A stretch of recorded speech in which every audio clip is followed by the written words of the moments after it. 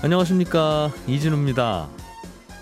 코로나19 이후에 배달음식 이용이 더 많이 늘었죠. 배달음식 하면 요즘엔 참 다양해졌습니다만 그래도 대표적인 게, 상징적인 게 짜장면인데, 서울 지역 짜장면 한 그릇 값이 보통 5,000원, 6,000원, 7,000원 이러면 한 달에 전 국민이 1인당 한 8그릇가량 짜장면을 먹고 있다는 그런 결론이 최근 통계에서 나온다고 합니다. 그런데 대표적인 국민 배달 음식인 짜장면은 역사적으로 보면 어떻게 시작됐던 음식인지 오늘은 짜장면의 역사 공부를 좀 해보겠습니다.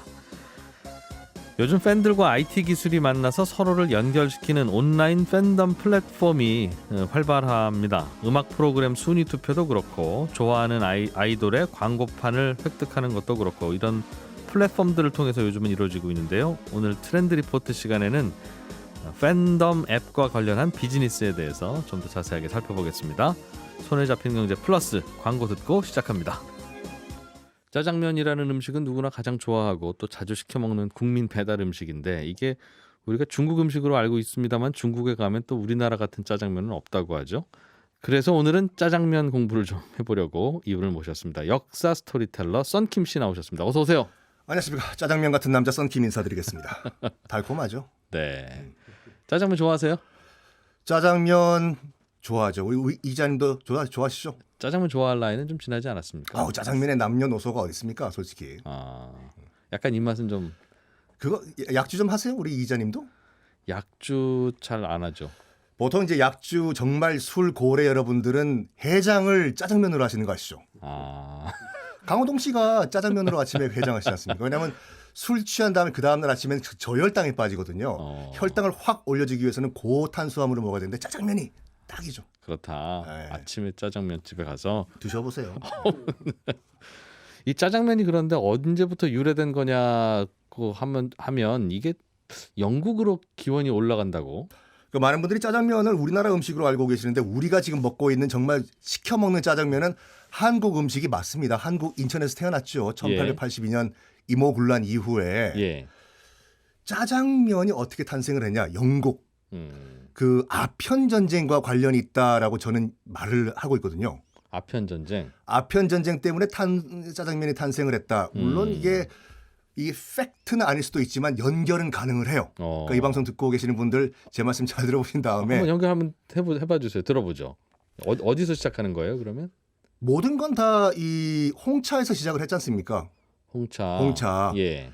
이 영국인들이 홍차에 중독돼 가지고 이제 슬슬슬 이 은화가 중국으로 빠져들면서 중국은 이 무역 적자를 어떻게 해소할까 하다가 인류 역사상 최악의 그 부도덕한 전쟁 아편 전쟁 특히 이제 아편을 팔기 시작했지 않습니까? 중국은 차를 팔고 영국은 차를 팔고. 팔 게 없으니까 아편을 갖다 팔고.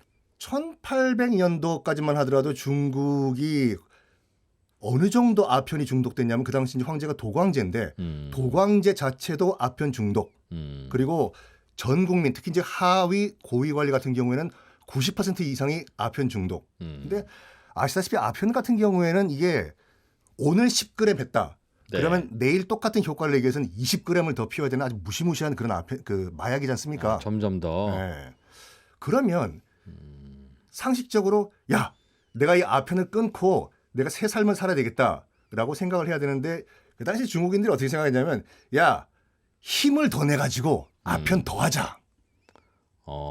요즘 아편 많이 하느라고 요즘 내가 체력이 딸리니까. 고갈되는 것 같더니 야 이거 노는 것도 힘드네. 막 이래서 그러니까 체력 보강을 더 해가지고 네. 아편 더 하자 이런 생각을 그랬어요? 했다고 해요. 그래가지고 예. 야 이 에너지를 좀 더 얻기 위한 무슨 좋은 거 없을까 하다가 생각한 것이 조선 홍삼을 먹으면 그렇게 힘이 팍팍 나더라.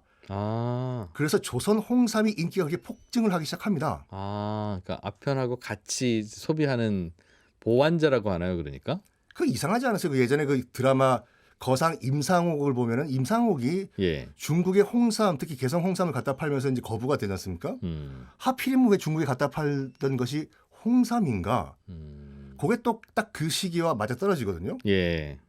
그래서 이 홍삼 같은 경우에는 근데 이제 아무나 아무나 쓸 수가 없던 그런 그 고가품이다 보니까 비싸서 중국인들 입장에서는 그러니까 중국 이제 부자들은 야 우리는 홍삼을 먹을 수가 있는데 서민들은 홍삼을 먹을 수가 없으니까 우리는 뭐 다른 대체제가 뭐 없을까 예. 하다가 찾아낸 게 해삼이에요.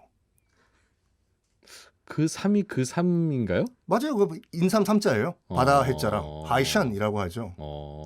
생긴 게 비슷해서 그것도 삼이라고 생긴 건 비슷하지는 않죠. 그러니까. 그래서 그런데 홍삼 대신 해삼. 해삼을 우리가 먹자 그랬는데 예. 문제는 그 당시에 가장 그 퀄리티가 좋았던 그 해삼이 어디서 나는 해삼이냐면 지금의 그 옌타이 연태산 그 해삼이었어요. 네. 근데 이 문제는 뭐냐면 그 우리 이 기자님도 그 횟집 가서 해삼 드셔보셨으니까 아시겠지만 조금만 지나면 흐물흐물해져 가지고 먹을 수가 없지 않습니까? 예. 그래가지고 이 연태 바닷가에서 잡은 해삼을 베이징 등 내륙으로 옮길 수가 없는 거예요, 이걸요. 중국인들이 하다가 흐물흐물해지고 다 썩고 그러니까. 예. 이거 옌타에서 잡은 해삼을 내륙으로 옮기려면 좋은 방법이 없을까? 말려야 되는데 말리면 이것이 쩍쩍 갈라지는 거예요, 이걸요. 예. 그래서 어떻게 할까 하다가 우연히 이제 우리가 잿물이라고 하는 가성소다. 여기에 해삼을 담궜다가 네. 꺼내서 햇볕에 말리니까 바짝 자르는 거예요. 이거 어디 저 해삼 그 심부름하는 분이 잘못해서 실수로 퐁당 거기다 빠뜨렸다. 아유 큰일 났네. 이거다. 말렸는데 그것만 안 갈라지니까. 이거다. 가성 소다에다가 이 물을 풀어가지고 여기다가 해삼을 넣었다가 말려서 내륙으로 이동시키자. 대박 났다 이것이. 그러니까 지금도 그 이제 코로나 때문에 잘 못 가시는데 연태 지방을 가시면 물론 고량주 도시로도 많이 가시지만 연태에 가시면은 집집마다 한 집 건너서 깐하이션 건넨 삼집들이에요. 그 전통 때문에. 해삼 말려서 파는 거. 네. 그런데 연태 지방에 있던 그 요리사들이 이 가성소다가 풀어진 물을 가지고 버리기 아깝잖아요, 이게요. 가성소다라는 게 구체적으로 뭐 어디에 쓰는 잿물이라고 하는 거예요. 그러니까 우리 뭐 청소할 때 쓰는 그렇죠. 그런 거죠. 식용소다. 예. 이걸 탄 물을 버리긴 아까우니까 어떻게 할 방법이 없을까? 다른 거 뭐 재활용 좀 해볼까? 하다가 어떤 요리사가 그럼 그거 가지고 우리 밀가루 반죽 한번 해볼까? 밀가루 반죽을 거기다 한번 빠뜨려보자. 이 물 가지고 한번 반죽을 해보자. 반죽을 했더니 탄성이 어마무시하게 증가한 거예요. 쫙쫙 늘어난 거죠 이게. 고무줄처럼. 소위 말해서 우리가 보는 그 중국집에서 보는 탕 치는 수타민이 탄생을 한 거예요 거기서. 그게 그 이른바 가성소다 집어넣은 물에 반죽한 거예요? 그 우리 중국집 가면 유리창 너머로 우리 주방장 여러분들이 탕탕 치는 거 있지 않습니까? 그거 역사가 그렇게 오래 안 됐어요. 그게 지금 산동반도 연태에서 나온 거거든요. 근데 가성소다가 밀가루에 들어가면 탄성도 쫙쫙 생기지만 또 하나의 그 특징이 생기는 게 뭐냐면 국수 색깔이 노래져요. 그래요? 이 방송 듣고 계시는 분들 분명히 오늘 점심 짜장면 드실 것인데 그럴 가능성 높아요. 그러고 보니까 문자 한번 주세요, 여러분. 그래 간짜장 같은 거 시키면 면과 그 소스가 따로 나오는데 그 면이 지금 생각해 보니까 노란빛이네요. 근데 이제 거기서 나와가지고 또 누가 또 이 아이디어를 차용을 했냐면은 일본 라면의 대부라고 하는 그 안도 모모후쿠라는 사람이 있거든요. 딱 보니까 중국에서 연태지방에서 개발한 그 지금 그 밀가루 반죽 탄성이 있는 저 국수 저거 가지고 국수를 만들면은 정말 대박이 나겠다라고 해서 만든 것이 또 일본 라면이에요. 그래서 일본 라면의 그 대부인 안도 모모후쿠가 자기 쓴 자서전을 보면은 일본 라면은 라멘이죠. 일본 라면은 일본 음식이 아니라 원래 고향은 중국 산동반도 연태다라고 딱 적혀 있어요. 이 탄력이 들어가는 노란색 이 면 가지고 라면을 만들자. 그리고 이것을 튀기면은 장기 보관해 가지고 일본 국민들이 싸게 먹을 수가 있다. 해서 만든 게 1968년도에 우리가 먹고 있는 튀김 라면이고 그것을 우리가 삼양라면이 수입을 해온 것이 우리가 현재 먹고 있는 라면이다. 다시 짜장면으로 돌아가서 지금 면은 탄생했잖아요. 탄력이 있는 노란색 면. 까만색 우리가 말하는 춘장은 어떻게 탄생을 했냐. 짜장 소스.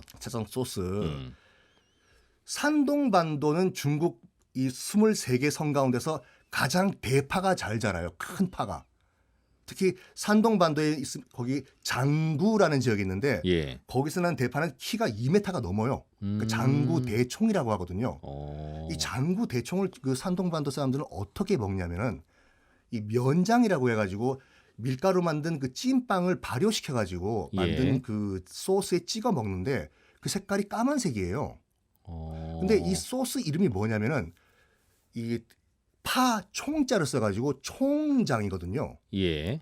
그 총장이 한국에 들어와가지고 총장 춘장이 됐다는 것이 중국 요리 전문가들의 주장이거든요. 그럼 그 소스의 원재료는 뭐예요? 파예요? 파?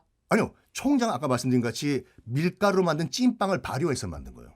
찐빵을 발효하면 빵이 썩을 텐데. 아이, 어쨌든 그걸 가지고 그게 이제 예. 이렇게 총장인데 예. 일단 소스 요리 그 주 재료 두 개가 완성됐지 않습니까? 음. 면이랑 총장. 나름대로 이것이 산동반도 연태의 패스트푸드가 됐는데 아하. 그때 뭐가 터졌냐면 1882년도에 이모군란이 터졌지 않습니까? 예. 이모군란이 터지고 청나라 군 4,500명이 지금의 제물포에 상륙을 했는데 네.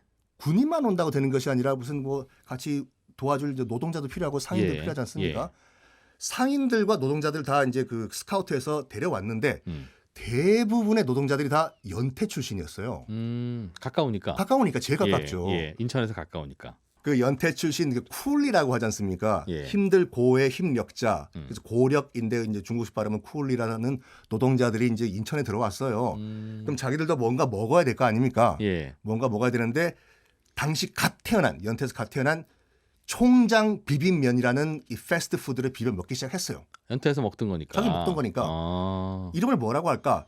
그 튀길 작자와 이 장장자 짜장면이라고 하자 해서 정착이 됐는데 문제는 그 당시에 연태 노동자들이 먹었던 짜장면 오리지널 짜장면은 우리가 현재 먹는 짜장면과 완전히 다르거든요. 어떤 너무 거였어요? 짜요.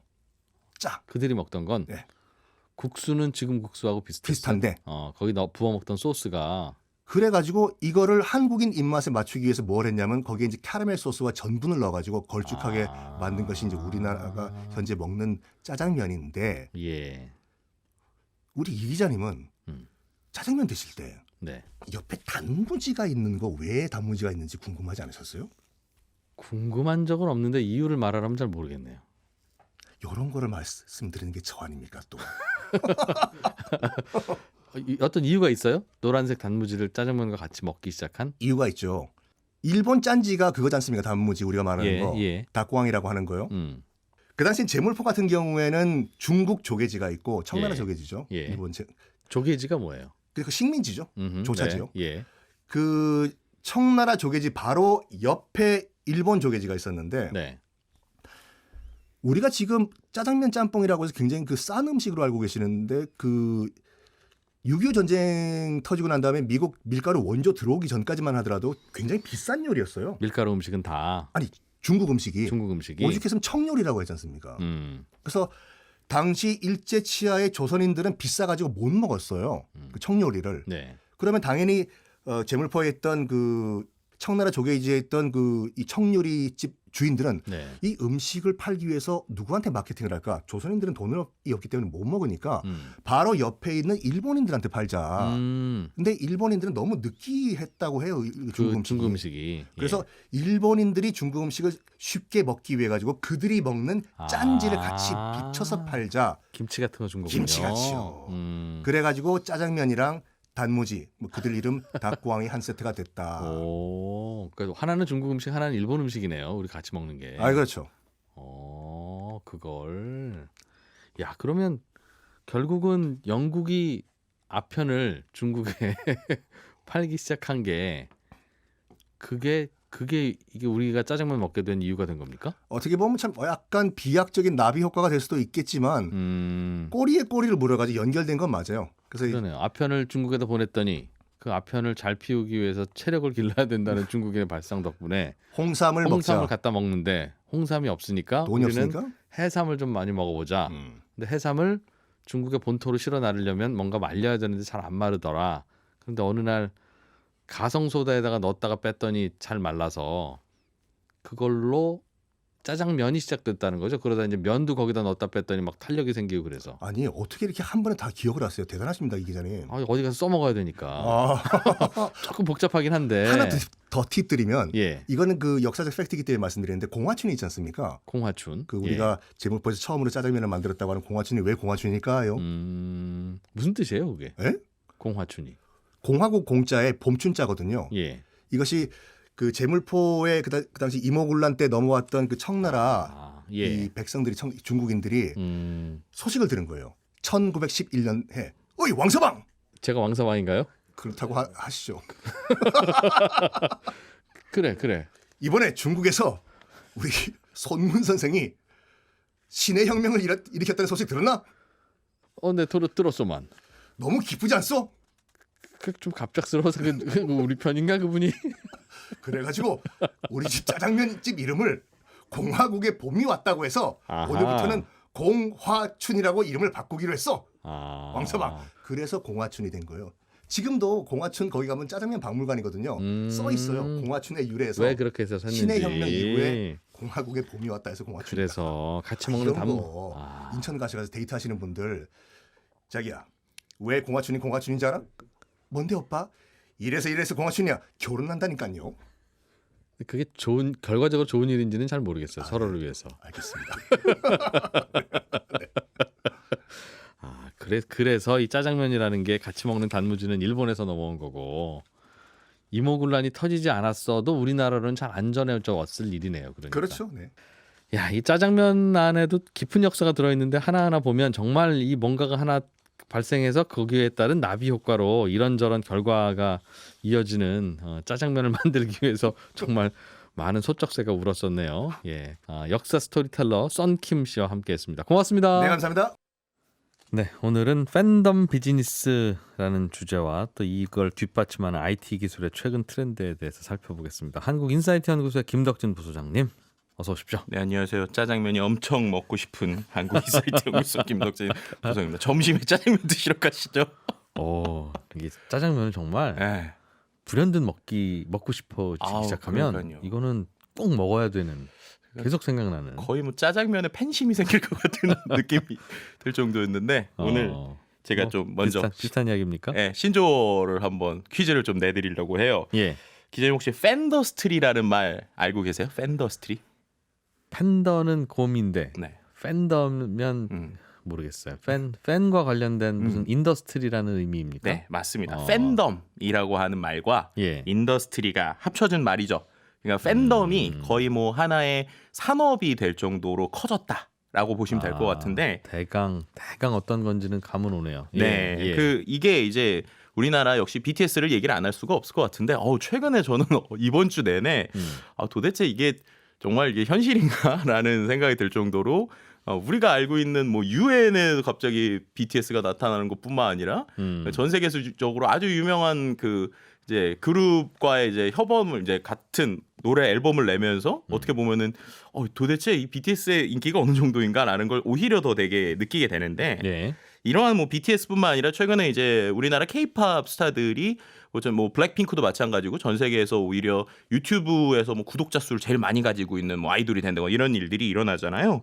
그러다 보니까 이게 하나의 산업처럼 되고 있다는 거예요. 실제로 2020년 기준으로 뭐 IBK 투자증권 업계 등에 따르면 팬덤 경제 시장 규모가 7조 9천억 정도로 지금 예측을 하고 있고요. 이제 조만간 이게 10조 원 넘길 거다 예상을 하고 있습니다. 그러니까 그만큼 어떤 산업이 됐다라는 건데요. 그럼 이제 어쨌든 이게 팬더스트리에서 팬덤이잖아요. 네. 그럼 또 이 팬덤에 대한 또 이해가 좀 필요하겠죠. 팬덤이라는 말은 뭐 다 아시겠지만 팬이라고 하는 우리가 보통 이제 퍼네틱이라고 부르는 예. 이 광신자를 뜻하는 팬하고 그다음에 영토 그리고 뭐 영지를 말하는 국가를 뜻하는 덤이라는 말의 합성어입니다. 그러니까 어떻게 보면은 하나의 커뮤니티 개념이 좀 들어갔다라는 게 되게 중요해요. 그러니까 예전에 우리가 팬클럽 활동을 한다고 하더라도 내가 어떤 오빠를 좋아해 라고 하는 부분이었잖아요. 그래서 네. 제가 개인적으로 어떠한 뭐 아이돌 가수한테 선물을 주거나 어떠한 내 사랑을 주는 쪽이라고 치면 팬덤이라는 개념은 단순히 나와 어떤 그 아이돌 간의 관계가 아니라 같은 팬들끼리도 함께하는 좀 끈끈한 문화라고 생각을 하시면 될 것 같습니다. 예전에는 어떤 가수나 뭐 연예인이 좋으면 네. 그분이 낸 음반을 산다든가 그건 이제 음악 산업으로 잡힐 거고 그렇죠. 기껏해야 뭐 그분 나온 뭐 사진 브로마이드 같은 거 사든가 책받침 같은 거 하면 그 네. 책받침 100원짜리 사봐야 그 전국에 몇 장이나 팔리겠어요. 그쵸. 시장 규모가 작았는데 네. 이제는 그런 팬심을 바탕으로 해서 뭔가를 구매하고 음흠. 꼭 제품 아니더라도 서비스라든가 네네네. 뭐 이런 것들을 사는 규모가 연간 한 10조 원 정도. 네네네. 10조 원이 우리나라 커피 시장 규모 음. 정도래요. 그러니까 그렇군요. 이게 굉장히 큰 돈 쓰는 건데 여기. 그러니까요. 그러니까 이게 가능한 이유가 팬덤의 또 진화에 대해서 얘기를 해야 되는데요. 네. 말씀드린 대로 예전에는 우리가 아이돌 하면 정말 그 원래 단어의 뜻대로인 우상. 그러니까는 우리가 바라보는 존재였잖아요. 예. 근데 최근에 팬덤은 어떤 수직적인 관계가 아니라 팬과 그 아티스트가 수평적인 관계입니다. 그러니까 같이 성장하는 거예요. 네. 이걸 제일 대표적으로 보여줬던 게 이제 BTS죠. BTS 하면은 우리가 제일 먼저 떠오르는 게 또 팬클럽인 아미가 떠오르고 예. 실제로 이제 BTS의 노래들을 보면 대부분 다 그 아미들을 위한 노래들을 요즘에 만들고 있어요. 근데 이게 어떻게 보면은 수평적인 유대감을 갖고 그들이 자발적으로 어떠한 행동을 같이 하다 보니까 단순히 어떠한 음악에서 끝나는 게 아니라 그들이 같이 뭔가 사회적인 활동을 하거나 그들이 함께 뭔가 어떤 의미 있는 행동을 하거나 이런 거죠. 그러다 보니까 이번에도 뭐 유엔에서 어떻게 보면 BTS가 그런 환경이나 미래에 대한 이야기를 캠페인성으로 얘기할 수 있는 게 네. 그런 것들을 팬덤이 함께 어떠한 산업을 키우고 그림을 키우는 이런 상황이라고 보시면 될 것 같습니다. 이제 그러다 보니까 우리 기자님 말씀하셨던 것처럼 과거에는 우리가 뭐 책받침 수준이었던 굿즈가 이제 예. 되게 많아지고 있어요. 이런 연예인이나 캐릭터를 기반으로 하는 뭐 티셔츠, 스티커, 액세서리처럼 직접적인 물건을 이제 보통 이제 굿즈라고 표현을 하는데 2019년 상반기에만 BTS 굿즈가 2,142억 원어치가 팔렸습니다. 네. 그러니까 이게 왜 그렇게 많이 팔리냐라고 생각하면 단순히 이제 우리가 알고 있었던 어떤 뭐 물건이나 인형뿐만 아니라요. 최근에는 이제 콜라보레이션이 많이 있죠. 뭐 예를 들면 지난 5월 같은 경우에는 한 패스트푸드점 세트 메뉴에 이제 방탄소년단과 함께하는 이러한 그 세트가 있었어요. 근데 이게 국내에서 한 100만 개 이상 팔렸고 그 포장지 자체가 포장지가 원래 공짜잖아요. 근데 네. 그 포장지가 고가에 거래가 됩니다. 중고 시장 이런 데서. 네, 그렇죠. 그리고 또 이제 다른 뭐 이제 동남아시아 이게 전 세계 50개국에서 판매가 됐는데 일부 국가에서는 너무 다수가 몰려서 이제 문을 닫기도 하는 뭐 이런 그 패스트푸드 가게가요? 네네네. 심지어 이제 배달 앱에서 너무 줄을 서다 보니까 본인들이 배달을 시켜놓고 배달 그 주문 라이더들 기다리는 게 아니라 본인이 가서 막 보는 거죠. 그뿐만 아니라 아까 이제 중고 얘기하셨는데 네. 최근에 이제 그 스타들의 굿즈를 중고 거래를 하는 이 거래 플랫폼도 연간 한 150억 수준까지 올라가고 있어요. 스타들의 굿즈면 뭐 예를 들면 사진, 뭐 네. 티셔츠 뭐 이런 겁니까? 뭐 이제 그것도 스타 이름 적힌 볼펜 뭐 이런 거예요? 네, 이게 가장 이제 많이 이제 얘기되는 건 이른바 포카라고 그래요. 포토카드. 네, 그래서 포토카드라고 그래서 예. 공식적으로 나오는 사진도 있는데 이제 뭐 유명 이제 아이돌 팬들이 같이 찍는 사진도 있고요. 네. 가장 큰 것은 최근에 이제 이게 어떻게 보면 음악이 예전과 다르게 어떠한 굿즈로 인식된다는 걸 가장 잘 보여주는 예인데 우리가 음악은 대부분 음원으로 듣잖아요. 예. 근데 음원으로 듣는 것뿐만 아니라 CD 있죠. CD를 한 가수의 앨범을 여러 장을 삽니다. 왜 그럴까요? 그 똑같은 CD를요? 네, 똑같은 CD를 여러 장을 사요. 예를 들면 그룹이 뭐 10명이 있는 아이돌 그룹이다. 그럼 CD를 10장을 삽니다. 멤버의 숫자 맞춰서. 네, 아니면 그거보다 더 사기도 하고요. 왜요? 그 CD 안에 들어있는 포카가 달라요. 포토카드가 다른 거예요. 아. 네, 그래서 결국 CD는 하나의 우리의 소장품, 굿즈가 되는 거고 그 안에 들어있는 사진들 중에 희귀한 사진을 모으면 마치 이제 NBA 농구 카드 거래하듯이 이런 것도 이제 거래하는 시장인 거예요.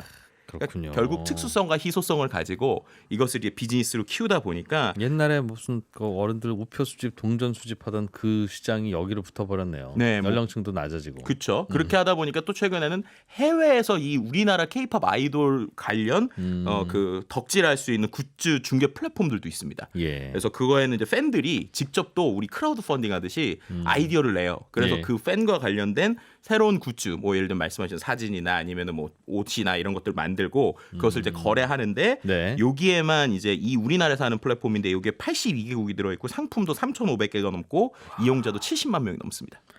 그러니까 의식주 해결되고 나면 사람들은 늘어나는 소득을 그냥 자기 하고 싶은 일 하는데 그렇죠. 그게 등산이기도 하고 뭐 바둑이기도 하고 수석이기도 하고 여행이기도 하고 나는 내가 좋아하는 연예인들과 함께 이런저런 활동하고 이런 거 모으는 거다 하면 여기다 돈 쓰는 거죠 뭐. 네, 맞습니다. 그런 분들이 급격히 늘고 있다. 시장도 커지고. 음.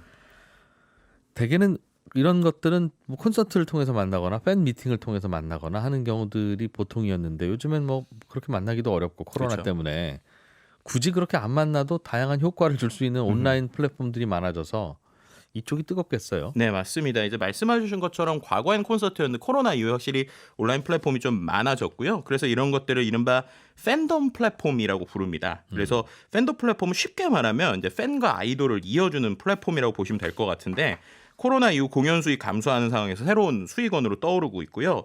온라인 팬덤 플랫폼은 크게 한 두 가지 종류로 나눠볼 수 있을 것 같아요. 첫 번째는 그 아이돌의 소속사죠. 엔터테인먼트사들이 자체적으로 만든 팬덤 플랫폼들이 있고요. 두 번째는 순위 플랫폼이 있습니다.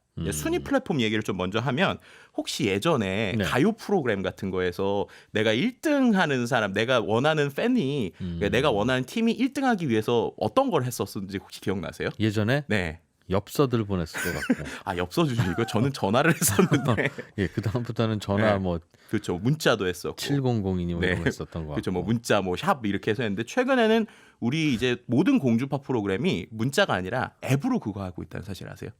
그러면 그게 프로그램마다 앱이 달라요? 아니면 그런 류의 앱을 만들어서 이 프로그램 저 프로그램을 다 받아주는 겁니까? 바로 프로그램마다 앱이 다릅니다. 아, 네, 그래서 예. 이제 뭐 SBS, MBC 또 그다음에 뭐 다른 곳들도 각자가 쓰는 앱들이 따로 있어요. 네. 그래서 그 앱을 통해서만 들어오면 네, 그 방송에서 하는데 투표를 할 수 있다. 네, 근데 이거를 또 단순히 투표하는 게 아니라요. 투표를 하기 위해서 네. 그 안에서 광고를 본다거나, 네, 그 안에서 뭔가 모금을 한다거나, 예. 아니면 그 안에서 퀴즈를 맞히거나, 결국 그 안에서 트래픽을 늘리는 거죠. 그렇게 되면은 단순히 투표로 끝나는 게 아니라 그 안에서 광고가 노출되고 그걸 통해서 이제 추가적인 수익을 얻는 이런 그림인데 한 가지 좀 흥미로운 거는요. 원래 이 앱이 그러다 보니까 1, 20대들이 많이 썼거든요. 예. 근데 최근에 이 트로트 열풍이 불었잖아요. 그래서 투표하러 어른들이 오는군요. 네, 40, 50대의 비중들이 상당히 또 높아지고 있다라고 하는 것도 좀 한 가지 특징적이다고 볼 수 있을 것 같습니다. 또 어떤 게 있어요?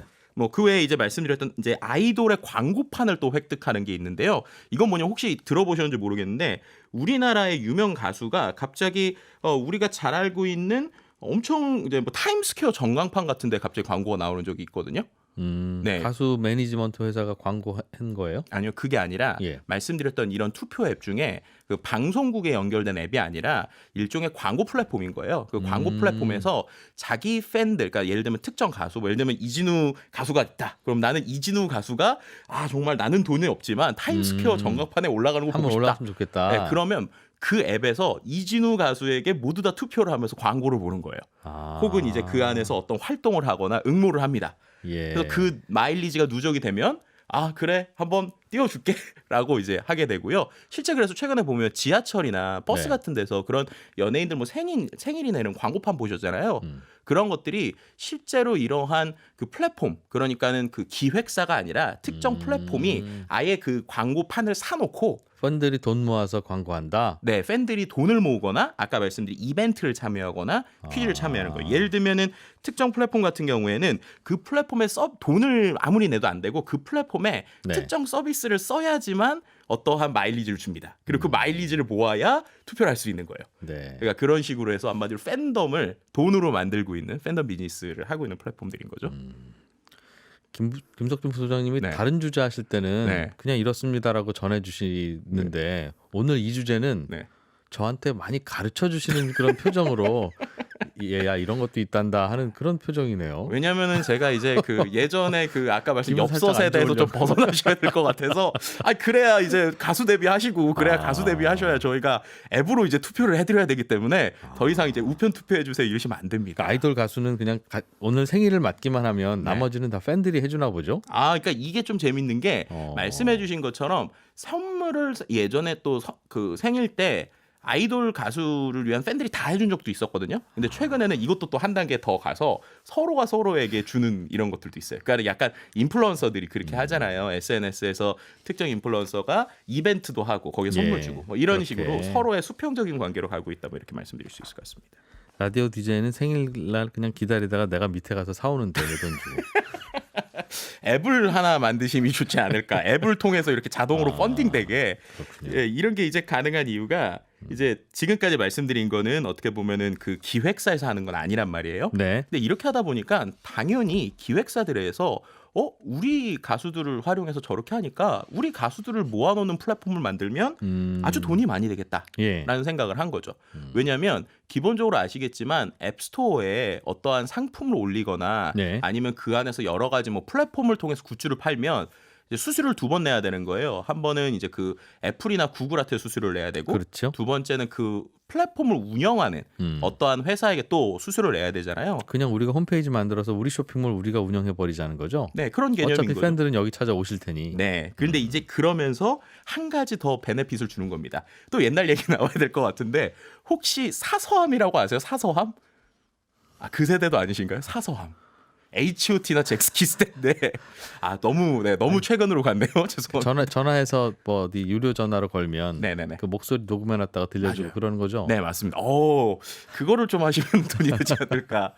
그러니까 그런 거예요. 그러니까 예를 들면 예전에는 우리 뭐 아이돌 가수들이 공연을 끝내고 딱 이제 전화를 하면 뭐 얘들아 나 이번 지금 오늘 공연 끝나서 너무 행복해. 이런 예. 걸 유료로 들었잖아요.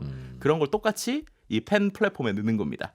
그래서 일반적인 뭐 인스타그램이나 페이스북엔 그런 게 안 올라오는데 우리 가수와만 소통하는 네. 이 팬덤 플랫폼에만 아. 거기에만 글을 올리거나 거기에만 어떤 동영상을 올리거나 네. 거기에만 공연 끝나자마자 어떠한 야. 소회를 짧은 동영상을 올리는 거예요. 뭔가 이른바 좀 잘 나가는 분들은 굳이 SNS 이미 만들어진 거에 기웃거리지 않고 그냥 자기 홈페이지에 올리면 팬들이 알아서 찾아오는 그런 구도다. 그렇게 그런 표현할 거죠. 수도 있지만 예. 조금 더 표현하면 일반적인 얘기는 공통적으로 하지만 너만을 위한 이야기. 요건 따로. 이게 마치 사서함 같은 거죠. 그러니까 네. 방송에서 하는 얘기는 SNS 일반적인 거에 올리고 우리 팬들만을 위한 목소리를 거기다가 넣어놓고 그 앱에서 이제 부분 유료화를 하는 겁니다. 다양한 형태로 돈 버는 방법이 있네요. 네, 그래서 뭐 예를 들면은 최근에 이제 한 3개 정도로 나눠져요. 그래서 SM과 JYP가 같이 하는 게 있고, 그다음에 BTS랑 YG가 같이 하는 게 있고, 그다음에 이제 그 외에 이제 팬들이 하는 게 있는데, 예를 들면 SM하고 JYP가 같이 최근에 하고 있는 플랫폼을 보면 말씀드렸던 그 프라이빗한 메시지를 어떤 식으로 주냐면요, 마치 그 연예인과 1대1로 채팅하는 기능이 있어요. 그래가지고 제가 톡을 이렇게 보내놓는 거예요. 그래서 뭐 어땠어요? 라고 하면 그 아이돌이 시간이 날 때마다 그 톡에다가 대답을 해주는 거예요. 근데 이게 이제 유료인 거죠. 그래서 회당 얼마씩 이렇게 예. 해가지고 이제 하는 방식도 있고요. 그 외에 뭐 예를 들면은 아티스트가 직접 가끔씩은 내가 이제 친구로 연결돼 있으면 마치 친구가 주듯이 사진이나 동영상 컨텐츠를 예. 나의 그 앱에 전용으로 주는 거예요. 마치 우리가 쪽지 받듯이. 예. 그러니까 그걸 통해서 이제 되게 특별함을 느끼는 아하. 이런 것들이 있고요. 또 이제 BTS나 YG가 같이 하고 있는 이제 플랫폼 같은 경우에는 우리가 알고 있는 전 세계적으로 아주 유명한 뭐 방탄소년단부터 시작해가지고 많은 가수들이 들어가 있고, 뭐 최근에 이제 하이브 아시는 분들은 알겠지만 해외에 있는 여러 레이블하고도 제휴를 하면서 그 안에서 수많은 아티스트들을 만날 수 있고, 심지어 이제 콘서트까지 네. 공연까지 그 안에서 좀 하고 있는 모습을 보여주고 있죠. 또 이제 최근에 하나 또 나오고 있는 그 NC소프트에서도 이런 플랫폼을 만들었는데, NC소프트는 원래 게임 회사잖아요. 근데 게임 회사인데 이제 이러한 뭐 카카오랑 동맹을 맺고 시너지를 맺기 위해서 이러한 그 아티스트들을 계속 모으고 있습니다. 근데 네. 여기는 또 게임 회사 플랫폼이다 보니까 어떠한 업적이라고 하는 게임의 형태를 또 넣어가지고 미션을 달성을 유도를 하는 거예요. 예를 들면 우리가 어떤 출석을 한다거나 글을 얼마큼 쓴다거나 예. 어떤 활동을 외부에 하면 그런 걸 누적을 해서 그 누적된 일종의 도토리 같은 클랩을 통해서 팬미팅에 갈 수 있게 해준다거나 예. 팬사인회에 갈 수 있게 하는 이런 동기부여를 만드는 뭐 이러한 플랫폼들이 뭐 있다라고 보시면 좋을 것 같습니다. 그렇군요. 이제는 무슨 연예인을 하려든가 아니면 연예인 기획사를 하려든가 하는 회사는 IT 트렌드를 잘 알아야 되겠습니다. 그럼요. 그래서 아시겠지만 SM 같은 경우에도 상당히 큰 IT 팀이 있고 예. BTS도 마찬가지인데 뭐 이제 최근에 그러다 보니까 거의 대부분 IT 기술이 다 쓰이고 있어요. 예. AR 기술이라고 하는 그것도 이제 아까 말씀 포토카드를 AR로 찍으면 그 안에서 아이돌이 움직인다거나 AR로 찍는다는 게 뭡니까? 그러니까 증강현실이라고 그러잖아요. 예. 우리가 이제 그 카드, 실제 카드를 스마트폰으로 찍으면 스마트폰에 아이돌이 움직이는 거죠. 네, 이거는 카드 다르고. 네, 이거는 예. 되게 뭐 이런 아이들하고 있는 천자문 뭐 이런 거도 나오는 거긴 한데 이제 우리 아이돌이 나온다는 게 중요한 거죠. 그리고 뭐 그 외에 뭐 메타버스라고 얘기될 때도 뭐 메타버스의 대부분의 플랫폼에서 이미 그 아바타들이 사인회를 하거나 뭐 네. 안무를 추고 있거나 이런 것들은 좀 있고요. 그다음에 향후에는 이게 더 커질 거라고 좀 보이는데 일단은 인공지능과 이 아이돌의 IP 그러니까 지적재산권이 붙기 시작하면 무궁무진한 컨텐츠들이 나온다는 거예요. IP라는 건 무슨 네. 뭐 노래나 그렇죠. 음악이나 네. 혹은 뭐 그런 것들일 텐데 그렇죠. 가장 또 이제 말씀을 노래라고 할 때 그게 노래 인공지능이랑 결합하면 어떤 일이 그 벌어집니까? 노래를 하는 목소리가 중요한 거죠. 예. 예를 들면 이진우 기자님도 많은 사람들이 목소리를 좋아하잖아요. 그러면 이제 이진우 기자님의 라디오가 아니라 네. 특정 멘트를 이진우 기자님이 읽어주는 거죠. 예를 들면 내비게이션을 음. 우회전하세요를 기자님 목소리로 나긋나긋하게 우회전하세요 이러면 이제 잠이 들지도 모르겠지만 어쨌든 그런 것처럼 아이돌들의 목소리를 이제 이러한 그 IP로서 그러니까 지적 중개권은 이제 지적 재산권을 만들고 예. 그걸 통해서 뭐 책을 읽는다거나 광고를 한다거나 아니면 이런 내비게이션에 넣는다거나 야. 이런 식으로 좀 확대도 될 수 있다라고 정말- 보시면 될 것 정말 같습니다. 머리부터 발끝까지 모든 걸 다 상품화하는군요. 그럼요. 그리고 또 이제 그 이거를 더 그 어떻게 보면은 가치를 높이는 기술 중에 하나가 예. 이제 최근에 많이 얘기되고 있는데 NFT를 얘기를 해야 되는데 NFT라는 게 결국엔 디지털에서 이 하나뿐이다라는 걸 증명하는 거잖아요. 예. 아까 말씀드린 대로 포토카드, 사진 음. 이런 것들에 NFT를 통해서 야, 이 사진은 네. 우리 아이돌이 인정한 딱 내가 하나야. 이 앨범 시작하고 첫 번째 찍은 사진이야. 라고 하면 이게 이제 아이돌 팬들한테는 눈이 돌아가는 거죠. 그 이전 사진은 없어. 이게 진짜 퍼스트 맞아. 그렇죠. 하는 걸 내가 도장 찍어주는 그 도장이 NFT죠. 그렇죠. 예를 들면은 녹음 현장의 동영상을 아. 하나만 딱 찍어 놓는 거예요. 그리고 NFT에 딱 찍어 놓는 거죠. 예를 들면 내가 이번 앨범 낼 때 처음으로 목 푼 영상이야. 한 게 이게 이 앨범의 시작이야. 라는 그런 것들 찍어 놓는 거죠. 거를 좋아하는 분들이 10,000명이면 네. 10,000개를 찍어서 팔면 될 텐데 네. 그걸 원래 달랑 하나만 해서 NFT를 찍으면 네. 가격을 10,000배를 받아도 본전이잖아요. 10,000배가 아니라 보통 그렇게 되면 10만 배, 100만 배가 될 수 있기 때문에 그렇게 되는 거죠. 그래요? 이게 미술하고 똑같다고 생각하시면 돼요. 미술의 어떠한 작품을 왜 경매를 하는가. 네, 그거랑 똑같다고 생각하시면 될 것 같습니다. 그렇게. 네. 알겠습니다. 전반적으로 최근 흐름을 잘 짚어주셔서 고맙긴 한데 네. 오늘 기분이 살짝 안 좋죠. 아니 이제 빨리 앨범을 내시고 그다음에 앱을 만들어서 네, 뭔가- 저희가 다 같이 뭔가 이진우 진행자는 이런 거는 몰랐을 것 같다는 그런 뉘앙스로 빨리 전해주신 이진우 것 기자님의 같아서. 목소리를 지적재산권 등록해야겠다는 생각밖에 들지 않았습니다. 한국인사이트 연구소의 김덕진 부소장이었습니다. 고맙습니다. 네, 감사합니다. 네, 손에 잡히는 경제 플러스는 여기서 마무리하고요. 저는 내일 아침 8시 30분에 또 와서 인사드리겠습니다. 이진우였습니다. 고맙습니다.